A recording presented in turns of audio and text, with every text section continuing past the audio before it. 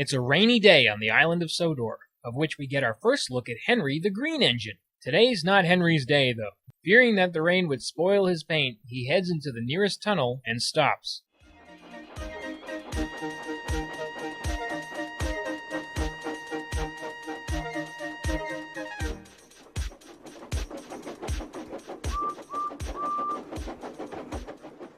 Thinking no one would have a problem with this decision, Henry doesn't budge. That is until his driver and fireman question his motives. But he would not move. But Henry still stayed in the tunnel and blew steam at him. I'm not going to spoil my lovely green paint and red stripes for you.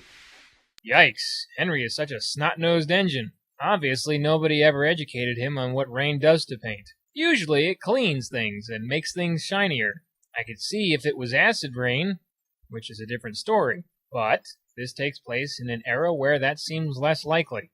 After trying to get Henry to move by signaling him, the big man is asked to step in with another historic theme to represent him. Sir Topham Hatt, or the Fat Controller, depending on how politically correct you want to be, runs the railway.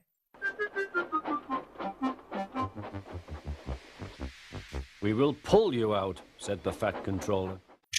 Okay, that sounds improbable. But Henry only blew steam at him. Ooh, Henry's really playing with fire. I'd be careful how you respond there. And of course, because one way doesn't work, the other option is attempted. The idea of moving an engine by hand is too laughable. It's evident that these passengers have never heard the phrase, "Not my job, not my problem." If I were one of them, I'd ask for a refund before I do any manual labor. The Fat Controller said, 1, 2, 3, push! Come on, really? As rude as Henry's being, Sir Topham Hatt has to be smarter than this. After some time, Thomas comes up to the blocked tunnel. Asked to help, Thomas buffers up to Henry's last coach. Meanwhile, the passengers continue to dispute Henry's issue.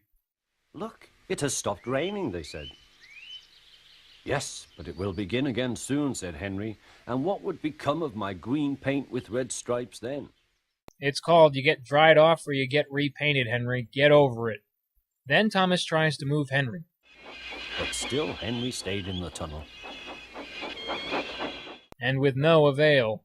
Well, it looks like Thomas gave up. I'm curious as to why he didn't ask any of the other engines to push. Time's money, I suppose, though. Hatt's already losing out on this train service. Ultimately, Sir Topham Hatt drops out too.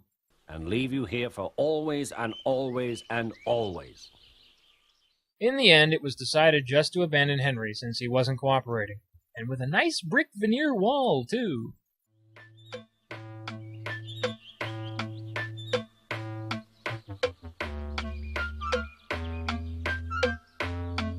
Maybe he should change his mind before it's too late. Oh, never mind. He was very sad because he thought no one would ever see his lovely green paint with red stripes again. Quite the contrary, Henry was seen from time to time by Edward and Gordon. Edward, as the carrying train that he is, would give a polite greeting. Edward would say, "Peep, peep, hello." While Gordon, on the other hand, would give a not-so-subtle gesture. Poop, poop, poop, serves you right. Gordon still remains as stuck-up as ever. It's okay, Henry. You could have been scrapped, which is far worse. He wondered if he would ever be allowed to pull trains again. But I think he deserved his punishment. Don't you? I think there's a good chance he learned his lesson, though. And this concludes episode 3.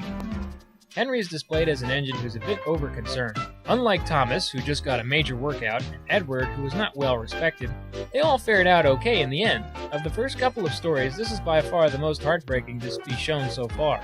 Henry's naive and wasn't evidently briefed on the little damage natural rain can cause to a titan like him. Think about it. What if you disobeyed your parents and they said, "Okay, we'll take away everything and lock you in your room forever"?